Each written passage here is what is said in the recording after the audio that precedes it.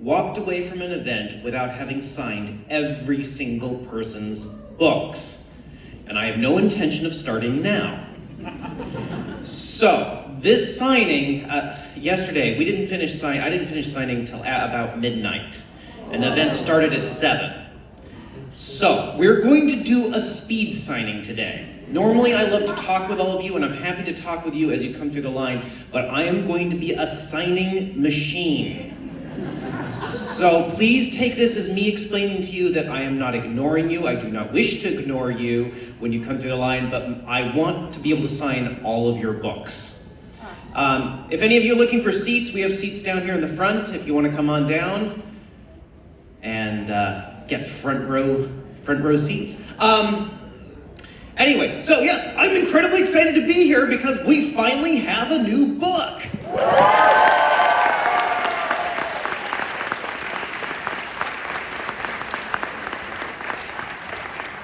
And it's not a little one like The Fork, the Witch, and the Worm. When that one came out, I remember there was a guy who took a little video and tweeted it at me and said, "What is this, a book for ants?" Not only that, this means a lot to me because this year marks the 20th year anniversary of the hardcover publication of Aragon. Yeah. And I've actually been working on the series for longer than that because I started Aragon in 1998, which was a previous millennia. And that means that I have been working on, thinking about, promoting, and generally been involved with this series for 25 years. That's a quarter of a century. And I got the white in my beard to prove it.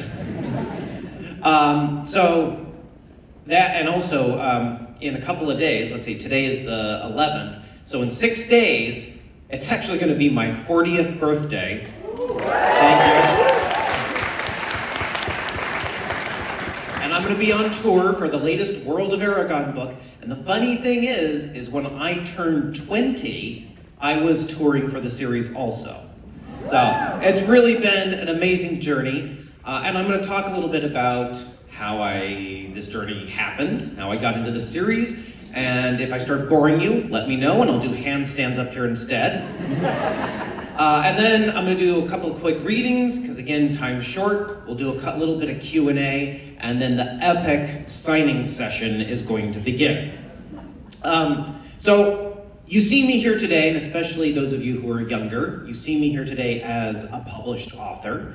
And you might think, oh, well, Christopher's an author, he's a writer. He must always have enjoyed reading and writing. Well, the truth is that when I was very young, I hated reading. In fact, so you have to understand now, I was homeschooled my whole life. My mom is a trained Montessori teacher, so when my sister and I were born, she just started teaching us right from the very beginning. And I remember when I was very young, marching up to my mom and saying, "I hate to read. I'm never going to use reading for the rest of my life." Right. Fortunately for me, my mom didn't listen, and she kept teaching me and working with me. And then eventually she took me to the public library where we were living at the time, which was up in Anchorage, Alaska. Now, if you've never been to Anchorage and Alaska, it's a cool place. I remember our neighbors were out mowing their lawn at midnight in the summertime because there was still light in the sky. And then in the winter, the sun just kind of pops up over the horizon, hovers there a few hours, and then says, "Enough of this," and goes down. And I don't know if you know this, but they actually have a different species of mosquito up there. It's about this big. And because of the permafrost, you get these pools of standing water everywhere, and so these huge black clouds of these mosquitoes form. And one of my earliest memories is being in a park and my mom scooping up my sister, grabbing me, and running through the park while one of these huge buzzing clouds of mosquitoes chased after us like a swarm of drones. And the thing is if they catch you, they will suck all of the blood out of your body and leave nothing behind but a desiccated corpse. Other than that, but nice place. So My mom took me to the public library there in Anchorage, and as I was wandering around in the children's section, I found this series of very thin children's detective novels or mystery novels, something like that. For the life of me, I cannot remember the title or the author, but I do remember that something about one of the covers caught my attention, and so I pulled it off the shelf, checked it out, and it was the first book I'd ever checked out in my life. And when I started reading it, for whatever reason, it was as if a switch just got flipped inside of my head. And all of a sudden, instead of just seeing all those strange black marks on the page, I could actually see the things they represented. So instead of seeing the word for sun, I could actually see a sun in my head. I could nearly hear what the characters were saying. I could nearly smell the locations. It was a magical experience. And I really do think that writing and reading, I got those mixed up, reading and writing are the closest thing we have to true magic in the world today. You know, because you can be sitting in a chair at home like you are now, or on a sofa, or, you know, in an airplane or anywhere else, and with the right book, you could be flying around in a spaceship around Mars, or riding a wild moose, or living someone else's life from hundreds of years ago. And that is amazing. You know, there is no other form of media or entertainment that really lets us get inside the heads of other people the way that writing does. And that's something I absolutely love. So from that point on, I read everything I could get my hands on. I was one of those kids that would go to the library on Monday, get a stack of books like that this big, read all of them by the end of the week, and do it all again the following Monday. And that's what I did all through my childhood. Also, back then there was no real internet. My family and I didn't even have television reception. We live in a very rural part of Montana. It essentially looks like the mountains from Lord of the Rings. Great place to grow up, though. And eventually, I graduated from high school at 15, mainly the result of not taking any summer breaks my entire life. Thank you, Mom. Actually, my sister graduated at 14 because she decided it was a race and didn't tell me until it was too late. But that's sisters for you. So when I graduated, I was really excited, and my first thought was, no more school. This is gonna be awesome. And it was, for about 2 weeks. And then I got really, really bored.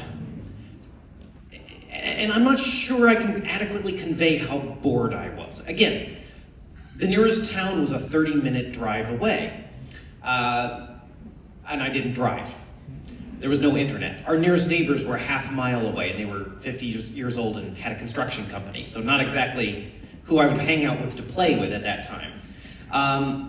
I got so bored that I went into our backyard and started to dig a hole. And it was a big hole. It was about from here to here, and circular, and about 9 feet deep, through solid gravel. And then we had this giant old satellite dish abandoned on our property. And for those of you who are younger, satellite dishes used to be enormous. This thing was about 13 feet across. And I dragged it across our yard and tipped it over to form the roof for the hole. And then I took a bunch of hay bales, because we live in Montana, there's hay bales everywhere, and I piled them on top of the satellite dish for insulation. And then I went to a bunch of dead trees that were along the banks of the Yellowstone River, which ran right by our house, and I ripped off the dead bark and used it to make shingles on top of the hay bales, on top of the satellite dish, on top of the hole. Now you might be wondering how I got into the hole with all that piled on top of it. Well, I did what any sane, well-adjusted person would do, and I dug a tunnel into the hole. And then I started chopping down those dead trees. And mind you, I didn't have an axe, I didn't have a hatchet, so I chopped those trees down, like any normal person would do, with a claw hammer. And I dragged them up into our yard and started planting them upright in front of the entrance to the tunnel to form the framework for what was going to be a Viking-style mead hall. Now, when you start digging giant holes and building Viking-style mead halls in your backyard, you are officially bored. But the thing is I'm really glad I had the experience, because I think everyone ought to have a time in their life where you don't have to do anything. You know, I wasn't in school, I didn't have a job. Really, all I had to worry about was taking care of myself, doing some chores around the house. And in that sort of a time, whatever it is you choose to do when no one's telling you what to do is quite probably what you should pursue as a career, whether that's spending time with other people, or reading, or writing, or making video games, or playing video games, or working with your hands, or math, whatever. In my case, I wanted to write the sort of story I enjoyed reading, and what I enjoyed reading were books with dragons. So I had tried writing before, things that were, 3, 4, 5, 6 pages, but I never got past that point because I didn't know what the larger story was. So before starting Aragon, I spent about a month or two working out the world and then the story itself, the structure of the series. Then I sat down and I wrote the first draft.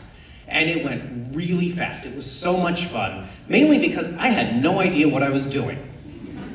And when I finished it, I decided I was going to read my own book for the first time, which was very exciting. But as I started reading it, I very quickly realized it was horrible. It was awful. I mean, the broad strokes were there, but just to give you an example of how bad it was, in that very first draft, Aragon wasn't named Aragon, he was named Kevin. Which, if any of you are named Kevin, it's a great name, but I don't think the series would have been half so successful if it had been about the adventures of the great dragon rider, Kevin. There was also a unicorn in that book, and we know dragons are better than unicorns. So I spent a good chunk of a year revising the book, trying to make it better, and then I handed it off to my parents. And fortunately for me, they liked what they read. They said, "We think you have something here." And we decided we were going to self-publish the book and see if anyone else wanted to read it as well. That meant then we spent another chunk of a year revising, formatting, and just generally getting the book ready for release. Now, my parents have always been self-employed, doing various freelance work. And the time they spent helping me get Aragon ready to publish is time that they weren't working on other projects that would have been bringing in income. So by the time we actually had books in hand, if Aragon had taken another 2 to 3 months to start turning a profit, we were gonna have to sell our house, all move to a city, and get any jobs we could. It was that down to the wire. We bet everything on making that our family business in a lot of ways, which makes for a great story now. But I'll tell you, when you're living through that and you don't know if it's gonna work out, it's terrifying. But because of that pressure, if you will, it was a self-imposed pressure, it wasn't anything my parents put on me, it was a joint decision, but because of that pressure, I was willing to do things that were definitely outside of my comfort zone. So I started cold calling schools and libraries and bookstores and arranging events. And I ended up doing a huge number of events all across the western half of the United States, mostly in schools, but also bookstores and libraries. And I was at one point doing 2 to 3 one-hour-long presentations every single day for months on end. And back then, I did all of them while in medieval costume.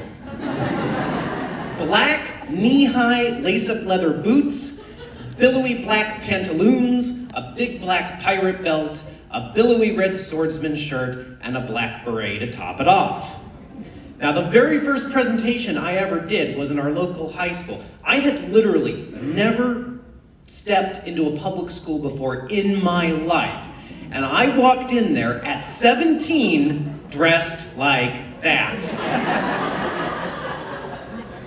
And from the back of the room in the library where all the students were, from the back of the room when I walked in, I heard some guy go, "Hello, Romeo!" As you can see, I don't wear that anymore. But since this is the 20th anniversary year, I thought a fancy hat was in order. Thank you.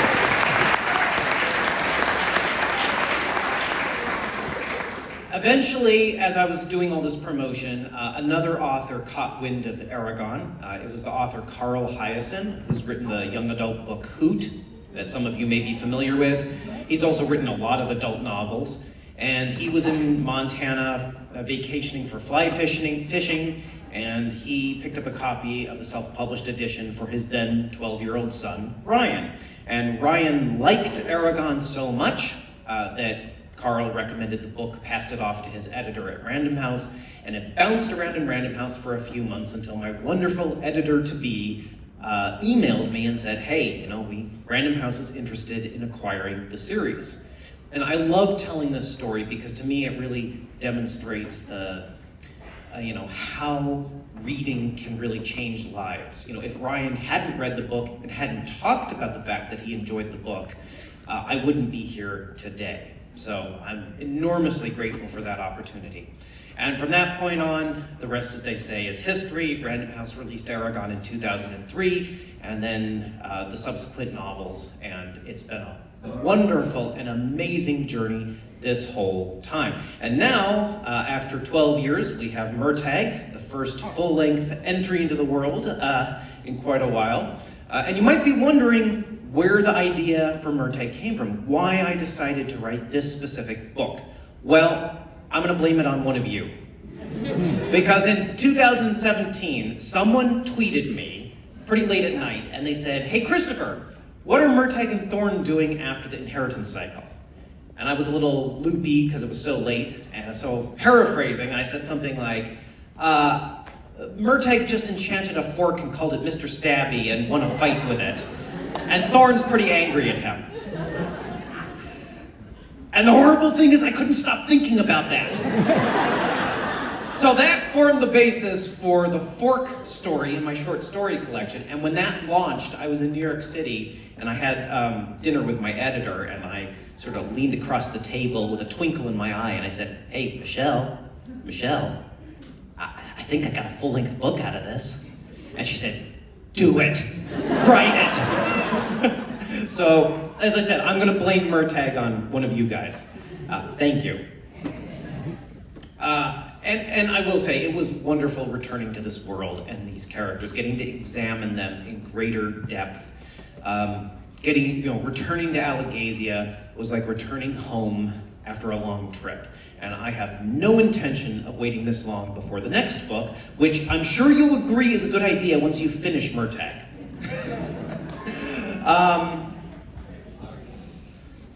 There's lots of things to write about.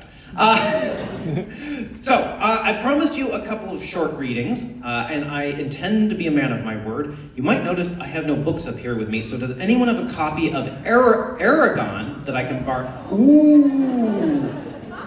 If you guys didn't know, we got an illustrated edition. Yeah? This is amazing. This has over, one second. Beautiful, it has over 50 full-color paintings and illustrations in it, and it is doing so well. I think we're going to pursue doing this for Eldest and other books now. Thank you. I've never read from one of these before. This is a first. So I'm going to read the very first line of the very first chapter of the very first book. Wind howled through the night, carrying a scent that would change the world. Thank you. Thank you. All right, who has a copy of Eldest I can use? Right here. All right. Now, one of the things, as I'm sure all of you know, that I did with the series is create various invented languages. Now, I am not a linguist like Tolkien, but I still enjoy working on the languages. The main one is, of course, the ancient language, the language of magic and power, the language of the elves. And I based it partly off Old Norse, which I think gives it a nice sound and feel. So I'm going to read you the Elvish blessing from Eldest. However, I have to apologize. because I have an absolutely horrendous Elvish accent. And that's because in the ancient language, you were supposed to roll your R's on the tip of your tongue the way you would in Spanish or Italian. And I can't do that. The only way I can roll my R's is, forgive me, by wiggling my uvula. That's the thing in the back of your throat. So I'm gonna wiggle my uvula at you guys, and I hope you like it too. Atra sterni uno thelduen, ar leaf unin harta honor, undu everinia uno varda. Thank you. Of course, the other big language I created was the language of the dwarves, which I invented pretty much from scratch. And I really like the sound and feel of it. It's just meaty, you can sink your teeth into it. So I have a chunk of dwarvish here. This is a very angry dwarf complaining about Aragon and Saphira being in the mountains where the dwarves live. And here the thing is unlike the ancient language, I have an excellent dwarvish accent. And that's because in dwarvish you are supposed to roll your R's by wiggling your uvula. So let the wiggling commence. Orm Hrathkarach, Orm Jurgen Carmeter, Nos Etogoroth Bastarnag, Durin Sesti Rakkethen, Gok Iswarv Aj Barzulagor, Dur Dorgernst Aj Schwelden Rak Anuin, Motorak Jurgenfren. Thank you. Thank you. As you might imagine, dwarves are usually a bit hoarse, and no one much likes listening to their love poems, aside from other dwarves. Although I've always said if I could live anywhere in Alagasia, it would be with dwarves, since I'm looking like one a bit myself these days, and I would write dwarvish opera. So, all right, who has a copy of Brissinger that they can give me? There you go. All right, efficient. Now, Brissinger is, I'm sure you've noticed, a rather large book. And like most large books, it has a lot of words in it. And those words make lots of sentences.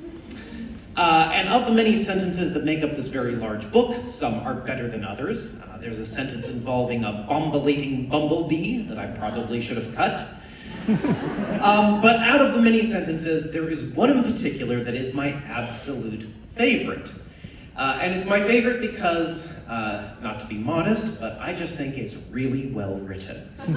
I think it has a lot of literary merit, and I feel as if that when I wrote this sentence, I leveled up as an author. So, I'm sure you'll agree. Now, do you want to hear my favorite line from Brissinger? Yeah? All right, here goes. Die, puny human! Because what is the point of writing epic fantasy if you can't write lines like "die, puny human" every once in a while? No point whatsoever. All right, inheritance. Who can get me inheritance? Thank you. Ooh, nice. These are the new covers for the paperbacks. Very nice. This is going to be a short one. I'm going to read you the first line of the first chapter of the last book of the cycle. The dragon Saphira roared, and the soldiers before her quailed. Thank you. Although, it always makes me think that the soldiers turned into quails, but that's just me. All right, we're going to skip the fork, the witch, and the worm. A lot of people did. And yeah, we're gonna go for Murtagh. Thank you. Ooh, shiny. You're protecting it. Well, if it gets damaged, it's, by the author, so it's a collector's item. Okay, give me a second to find the right page. I found the right page. Imagine that. Well, I'm still getting to know this one. There was a time, not to brag, but I'm going to brag. 1 second. I lost the page. There we go. Um, there was a time when I could open Aragon to this whatever page I wanted, or within 3 pages of it, just no matter what I was looking for. I was so used to flipping through the book, and I knew the size of the book so well, but those days are long past. So I am going to read you a short excerpt from Murtagh. There shouldn't be any major spoilers here, aside from the fact that Murtagh and Thorn are still alive. So apologies for that spoiler.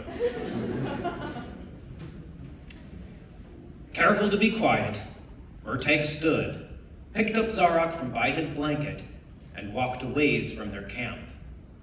The frost-laden grass crunched under his boots, a crisp, dry sound.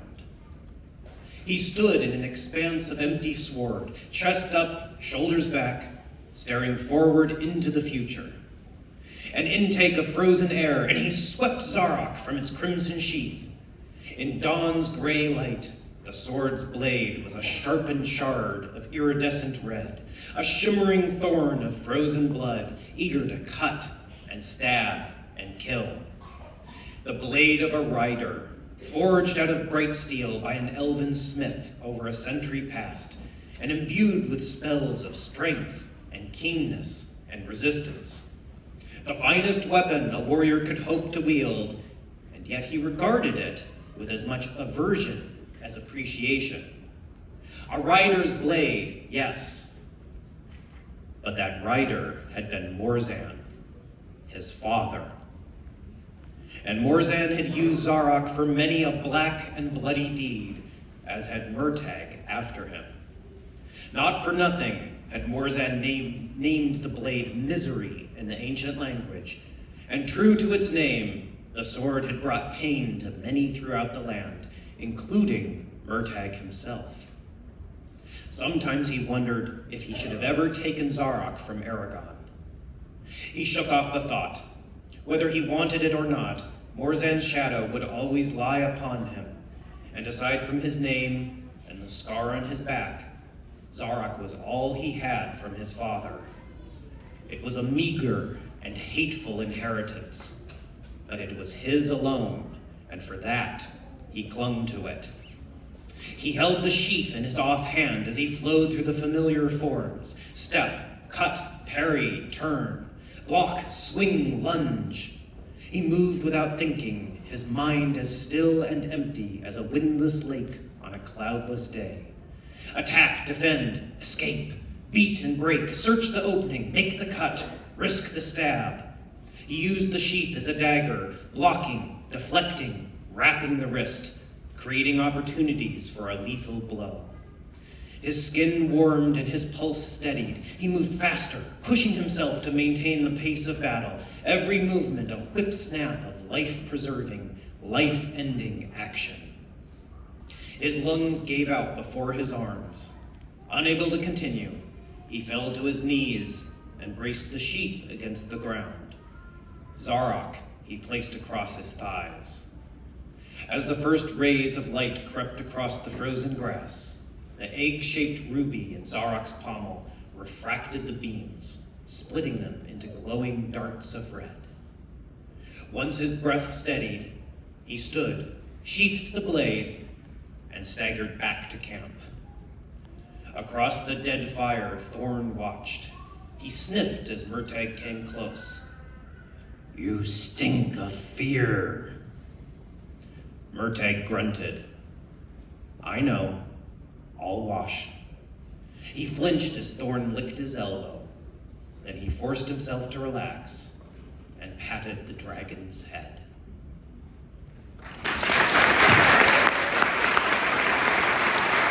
Thank you.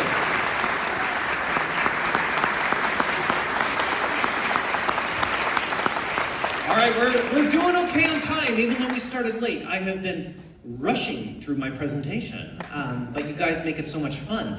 I do want to answer a few questions, though, since you have me here, and perhaps I can come up with some interesting answers. So raise your hand, and let's do this. Nice beard, guy, by the way. Any clues on the next book? It will hopefully exist sooner rather than later. I'm laying the groundwork for it in Murtag, although Murtag also tells a self-contained story, and I will be very happy bouncing between my sci-fi universe and the world of Aragon for the rest of my life. So we shall see, but I have great and ambitious plans for this series. Yes? What was my favorite book to write? Aragon, because it was my first book. Inheritance, because it was the end of the series, but I suppose I can't say that anymore. I really enjoyed writing Murtag. I've learned a lot about writing and life in general over the years, and I tried to bring it all to bear in this book. It was a difficult book to write because, for some insane reason, my wife and I decided to have 2 kids in 2 years while I wrote 2 books. Don't do that. It all worked out, but Murtag. But the real answer to that question is not Murtag, it's the book I'm working on now. And it will always be that answer, because if I don't think that what I'm working on now is my best book, why would I be working on it? Good question. Yes, in the back with the mask.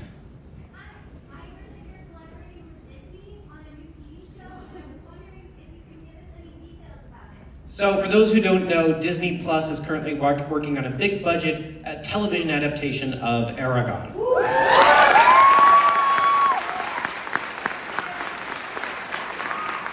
Thank you. Which, you know, is pretty awesome considering that Aragon's never been adapted before.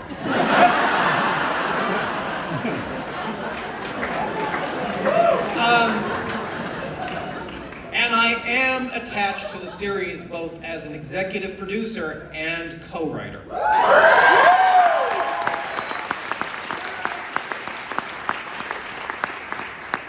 I cannot guarantee quality, but I'm going to try. I'm going to kill myself trying. Also, if you're interested in the sci-fi side of things, we're also developing a television show out of To Sleep in a Sea of Stars, which is still in the works. Yes? I'd like to know if you have any future plans to write books that would be considered prequels to like Brom and his adventures to get to Will I ever write prequels in the world of Aragon? Yes, I've considered writing a book with Brom's story. The only problem is everyone knows how it ends. But we'll see. I think it could be a good book. Yes? Will we hear more about Kira from To Sleep in a Sea of Stars? Yes, there's a direct sequel planned for that book. And I already have the title, and it's a beautiful title. I don't write books just for the titles, but they don't hurt. Yes. We'll do both of you.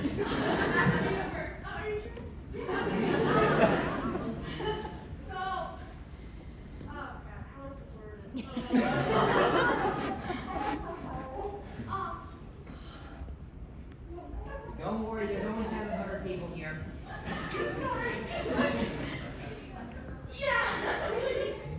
Oh gosh, I have so many questions. I'll go first, and that's on my mind right now. Could you explain a little bit about like dragons and like their sizes and how they age? So dragons continue to grow as they age. They slow down, their growth slows down with age, but they never actually stop growing. So they have the potential to get rather ridiculously big, assuming they have enough food. That is the dangerous thing with dragons. In the wise words of, I forget where, but the problem with humans compared with dragons is compared with them, we are small and crunchy and good with ketchup. So you don't necessarily want the dragons to get too big. You want to try? Yeah, I'm sorry. So if a female dragon rider has a kid, right, is that kid more predisposed to getting a dragon, or like a female dragon has a clutch? Right. Are there more like Great question. So if a dragon rider has a kid, whether male or female, is that child more likely to become a dragon rider themselves? The short answer is no. The dragons are not interested in nepotism. The dragons are very selfish. A dragon that is destined to have a rider is interested in having the best possible rider for who they are personally. And so and that might mean there is a personal bond with the child of the parent's rider and all of that. So, you know, it might play in one or two small places, but for the most part, there is no genetic or heritability to it. Wow, so many questions. Yes?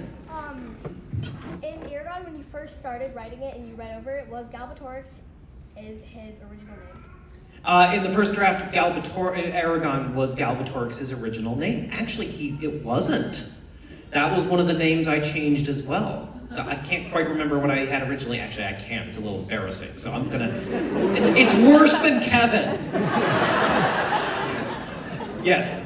Is bright steel a naturally occurring substance, like from an asteroid, or was it made? Is bright steel a naturally occurring substance? It is in the world of Aragon. So the writer's blades are actually a ceramic glass. I read about a technical paper about this, and all the properties are fairly real, just augmented a bit with magic. Yes? I was wondering if you could say something else about your non-structured languages, like word order or anything. If you'd like more information on my constructed languages, go to my website, paolini.net. There's actually a paper there that was written by, I think, some Danish graduate students, linguists, who analyzed the whole language, and the paper's posted there, and that'll give you some more of the details. Yes? How did Angela make it into To Sleep in a Sea of Stars? So if you haven't read To Sleep in a Sea of Stars, there's a certain curly-haired woman with a cat by her side who appears. And there is a reason for that, and I'm not going to tell you right now. But I do have a whole book planned about Angela, so...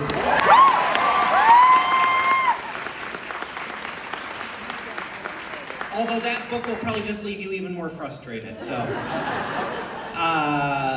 Yes? What was the most fun or interesting character to develop? But most fun or interesting character to develop. I loved writing Elva. She's so wonderfully creepy. Oh. The most fun character in some ways is Saphira. I do love writing about Saphira. And there is a character in Murtag that I really enjoyed writing as well, but I can't spoil that for you. So there. Yes? What am I reading right now? I'm reading Into the Woods, an examination of the 5-act story structure or something like that, as well as Techniques of the Selling Writer, which is really good. I just finished reading the Murderbot Diaries, which was fun. And before that, I read Blood Meridian by Cormac McCarthy, so that was nice light reading. If you know, you know. But I haven't had as much time to read fiction as I'd like these days because I've just been doing this. We'll do 3 more questions and wrap it up. Yeah? Yes, you. With a magic system that can be undone by a single word, how do you introduce barriers for characters to overcome? Murtag answers your questions. Yes. When Thorn hatched for Murtag, was that intentional? Like, did Galbatorix want that to happen? Like, he introduced her? Murtag answers your questions. Yes, in the very back wall.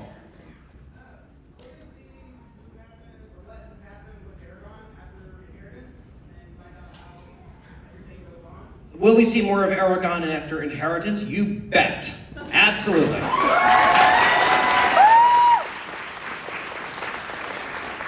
Okay, those first 2 questions didn't count, so we'll yes. What's Roran doing right now? Actually, you'll find out in Murtag, yes.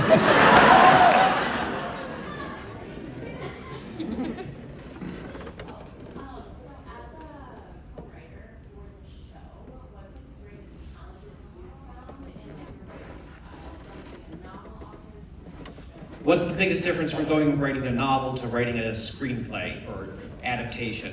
It's the fact that in a novel you can spend a lot of time in someone's head, whereas television and film is entirely external. So you have to find ways to externalize things that were otherwise internal, which can be very difficult. And then you have to also work with budgetary constraints and all sorts of other things. So those cause problems. Yes? Why the pronunciation? Why the pronunciation? Yeah. Of all the different names, or? Murtag. Oh, why Murtag? Because I'm an American and I have flat vowels. Y'all have any of those round vowels for me? Murtagh, and if you're Irish, you say Murtagh. Murtagh is perfectly acceptable, but as I said, I'm an American, Murtagh, so. I would love to keep answering questions. Feel free to ask questions as you come through the line if we can do it quickly. Again, thank you so much for coming today. This means so much to me. I hope to write many more books for you. Feel free to check out my website, paolini.net, for news on the upcoming books and my own activities. And if you like the sci-fi side of things, my other website, fractalverse.net. And of course, I have to take a quick picture so that I can show my publicist that I've actually been doing my work. So everyone shout, Aragon! All right, and as Aragon himself would say, Sioner Sverdar Sitya Havas. May your sword stay sharp.